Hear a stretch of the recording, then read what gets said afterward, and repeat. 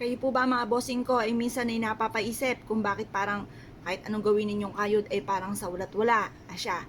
Para may patungutunguhan po ang inyong pagkayod mga bossing, ito po ay mainam na subukan nyo po itong gawin mga bossing. Basta may 100% kang paniniwala sa mga gatong mga pamamaraan.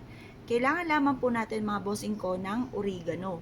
Ang oregano ay isa sa mga pinakamagandang pamamaraan para po tayo ay swertihin.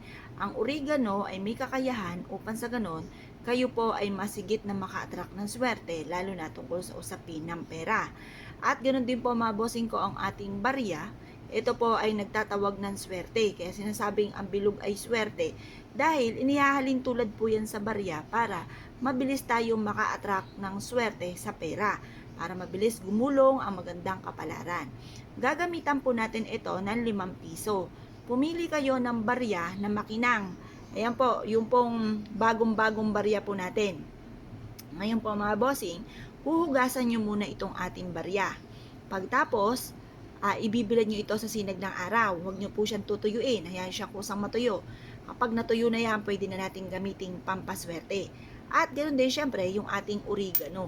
Ang oregano, yung aroma po niyan, mabango po yan eh. Yan po ay hindi lang for healing, hindi lang yan para sa ubo. Yan po mga bossing ko ay makakatulong para makatawag ng swerte at makapagtaboy ng kamalasan. Proven po ang ating oregano, basta't may 100% kang paniniwala. Ang gagawin nyo lamang po mga bossing ko, ilalagay nyo po ito dyan sa gitna. Pagkatapos, magwi-wish ka sa may silangan ng 6:30 or kaya po'y alas 7. Halimbawa ay ganito. Halimbawa, meron kayong negosyo. Sa aking negosyo ay dito na ako yayaman. Or kaya po sa tinatayaan kang numero, dito na ako mananalo ng jackpot. Or kaya may karamdaman kayo, sabihin niyo po dito, gumaling na kayo at hindi na kayo magkaroon pa ng karamdaman. Basta lahat ng kahilingan ninyo, walang gamit na sana, direct to the point. Labis-labisin nyo na dahil wala naman pong bayad ang kahilingan. Lubos-lubusin nyo na ang inyo pong mga wishes.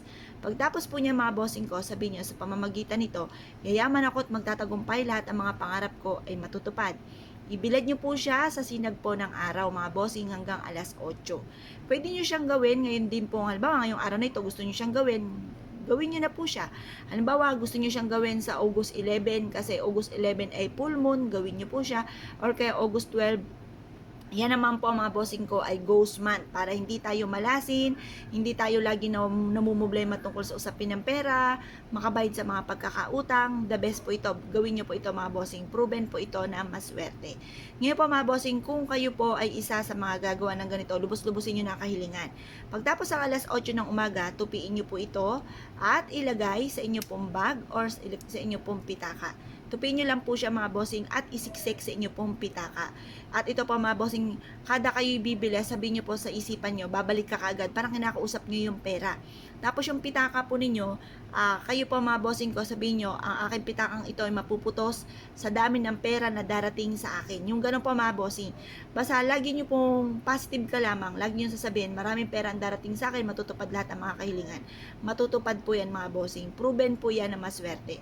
Ngayon po mga bossing, kung kayo po naniniwala sa mga tumang pamamaraan at nais po itong gawin, lumarga po kayo, proven po ito at subok na ito po isa sa mga magdadala sa inyo ng swerte tagumpay sa buhay bukod sa sipag at tiyaga mga bossing. Kung kayo po naniniwala mga bossing at nais po itong gawin mga bossing, lumarga po kayo at subukan nyo po ito. Yun na po mga bossing, salamat po!